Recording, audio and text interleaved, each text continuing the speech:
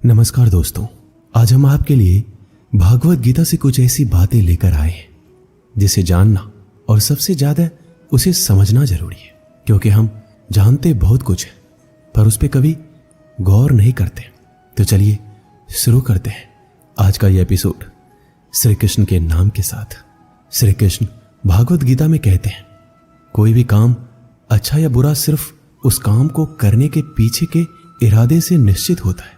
कोई भी काम अच्छा हो या बुरा वो केवल एक वजह से बनता है, और वो है उस काम को करने के पीछे आपका इरादा कैसा है।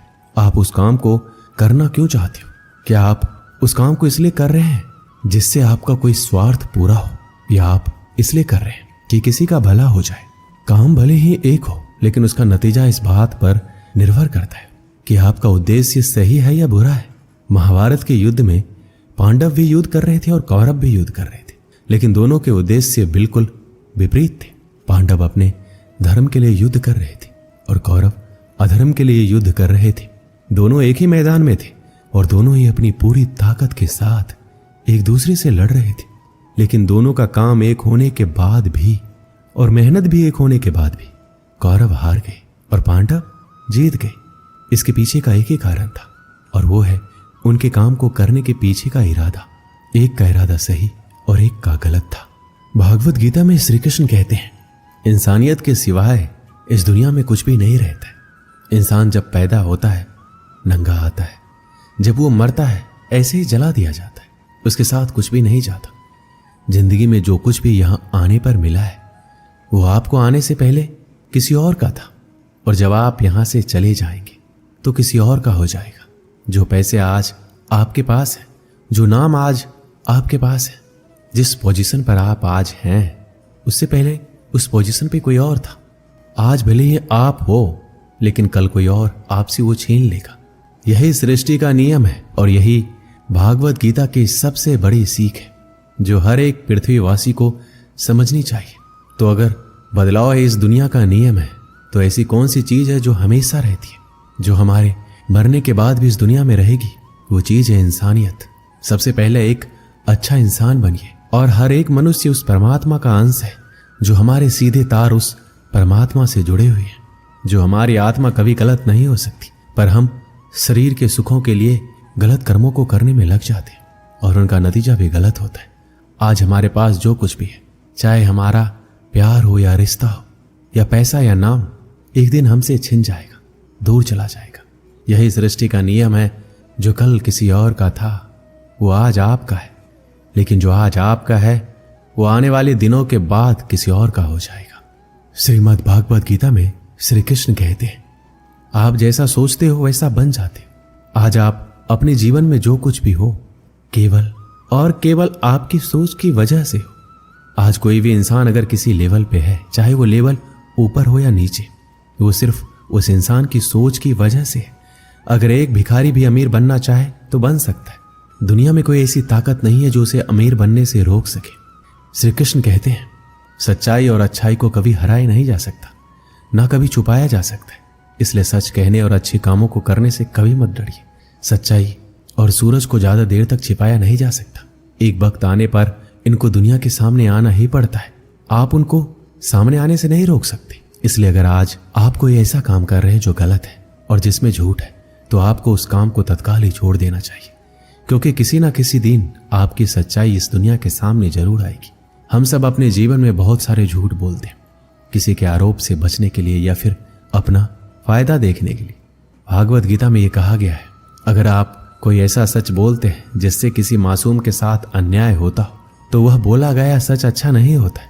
और अगर आप ऐसा असत्य बोलते हो जिससे किसी का भला होता है पर किसी का नुकसान भी नहीं होता है, तो बोला गया असत्य भी बुरा नहीं होता।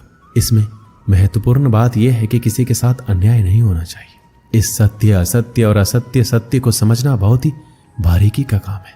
इसलिए अपने विवेक से 2 बार सोचने के बाद ही निर्णय लें कि आपको क्या बोलना चाहिए और क्या नहीं। भागवत गीता में श्री कृष्ण कहते हैं, हमें सिर्फ कर्म करने का अधिकार है, फल के बारे में ना सोचें। आपको काम करने की तो छूट है, लेकिन अपने आपके उस काम में होने वाली जीत और हार में खुद को बांध करके नहीं रखना चाहिए। ये एकमात्र ऐसी चीज है जो अगर इंसान समझ ले तो उसका 100% दुख समाप्त हो सकता है और वो बिना किसी परेशानी के मेहनत कर सकता है। ऐसी कोई मंजिल नहीं रह जाएगी इस दुनिया में जिसे वो हासिल ना कर सके। और सबसे शानदार बात तो ये होगी, सब कुछ प्राप्त करने के बाद उसे कभी घमंड नहीं होगा। आपको कभी भी किसी काम को करने का उद्देश्य ये नहीं होना चाहिए कि अगर इस काम को मैं अगर कर लूंगा तो मुझे ये फल प्राप्त हो जाएगा। अक्सर होता यह है कि हम मेहनत तो बहुत कर लेते हैं, लेकिन उस मेहनत से ज्यादा हमारे मन में चिंता होती है, इच्छा होती है। हर वक्त हम ये सोचते हैं कि मैं इतना मेहनत तो कर रहा हूं, मुझे सफलता क्यों नहीं मिलेगी, मुझे तो सफलता मिलनी ही चाहिए। हमारी आशाएं बढ़ जाती है जितनी हमारी मेहनत होनी चाहिए। लेकिन अगर आप सफल नहीं हो पाते तो आपको एक बार जरूर याद रखनी चाहिए कि अगर आप इस काम में सफल नहीं हुए तो कोई और इंसान तो इस काम में जरूर सफल हुआ होगा, क्योंकि उसने आपसे ज्यादा मेहनत की होगी। लेकिन वो सफलता उसको ना मिलकर आपको मिल जाती है तो उसके साथ में कहीं ना कहीं अन्याय हो जाता है, क्योंकि उसने आपसे ज्यादा मेहनत की है और उसके कर्म भी आपसे ज्यादा संघर्षशील रहे हैं। जिस दिन आपका कर्म ज्यादा संघर्षशील बन जाएगा उस दिन सफलता आपकी हो जाएगी। श्री कृष्ण कहते हैं, माफ करना महान व्यक्ति की निशानी है। इस दुनिया में सबसे हिम्मत वाले और सबसे ज्यादा ताकत वाले वो इंसान होते हैं जो माफ करना जानते हैं। एक बार जरा सोच कर देखिए कि भगवान को कौन सी चीज भगवान बनाती है। श्री भागवत गीता में भगवान श्री कृष्ण जी कहते हैं, चाहे वो कितना भी पापी इंसान क्यों ना हो, लेकिन अगर वो अपने बुरे कर्मों को करना छोड़कर अच्छे कर्म करना शुरू कर दे तो उसको वो अपना लेते हैं। यानी कि भगवान इस पूरी सृष्टि के मालिक होकर भी इतने नेक दिल हैं और उनके दिल में सबके लिए जगह है और उनके लिए सब सामान है। माफ करना महान व्यक्ति की निशानी है और माफ वही कर सकता है जो सामने वाले के किसी न किसी नजरिए से बड़ा हो। किसी की गलती होने पर उस पर नाराज होना या उस पर गुस्सा होना बहुत आसान काम है और ये काम कोई भी इंसान कर सकता है, लेकिन हिम्मत वाले इंसान गलती करने वाले इंसान को माफ करके उसको एक और मौका दे सकते हैं। इस दुनिया में जब कोई इंसान कुछ महान कार्य करता है तो बाकी की दुनिया भी ठीक वैसे ही करती है। श्री कृष्ण ने महाभारत में कही थी कि हे अर्जुन, अगर तू लड़ाई नहीं करेगा तो हर कोई तुझे और तेरे वंश को गालियां देगा कि अर्जुन कितना कायर था, लेकिन अगर तू युद्ध करके जीत जाएगा तो इससे आगे आने वाली जो दुनिया होगी उसमें तू एक उदाहरण होगा और उदाहरण ये होगा कि धर्म की अधर्म पर जीत हो सकती है। और अर्जुन, जो तू करेगा उसकी बहुत बड़ाई होगी और तेरी आने वाली पीढ़ियां भी तेरी तरह ही कर्म करेगी। भगवान श्री कृष्ण के वाक्य में एक और गहरा अर्थ छुपा हुआ है और वो है, अगर आप अपने जीवन में किसी ऐसे लेवल पर हो जिस लेवल पर जाना किसी समान इंसान के लिए आसान बात नहीं होती, तो आपको अपने हाई पोजीशन से इस दुनिया में ऐसे उदाहरण प्रस्तुत करने चाहिए जिनसे सब लोगों की भलाई हो और सबको एक ही रास्ता दिखे। श्री कृष्ण भागवत गीता में कहते हैं, इस दुनिया में कुछ भी असंभव नहीं है। हमें ऐसा लगता है कि अपने मन को गुलाम बनाना मुश्किल है, लेकिन भागवत गीता में कहा गया है कि इस दुनिया में कुछ भी असंभव नहीं है। हम अपने दिमाग को, अपने विचारों को खुद को वश में कर सकते हैं, बशर्ते अगर हम ऐसा करना चाहें और अगर इसका अभ्यास करें तो संभव है। जब श्री कृष्ण अर्जुन से कहते हैं, हे अर्जुन, तुझे अपने मन को काबू में रखकर अभी केवल और केवल अपने युद्ध पर ध्यान देना चाहिए, तो उसके बाद अर्जुन श्री कृष्ण से कहते हैं, हे भगवान, आपने ये कह तो दिया कि ये मन दुख और हर बीमारी की जड़ है, पर ऐसा तो हो ही नहीं सकता कि इंसान अपने मन को पूरी तरह से अपने काबू में कर ले। फिर ऐसा कौन सा तरीका है जिससे अपने मन को काबू में कर सकते हैं? इस प्रश्न पर भगवान श्री कृष्ण जवाब देते हुए कहते हैं कि दुनिया में कोई ऐसा काम नहीं है जिसको कोई इंसान नहीं कर सके। प्रयास से हर काम सफल बनाया जा सकता है। अगर कोई किसी पहाड़ को फतह करना चाहता है, अगर वो एक बार में ऐसा नहीं कर सकता तो उसे अपनी कोशिश जारी रखनी चाहिए।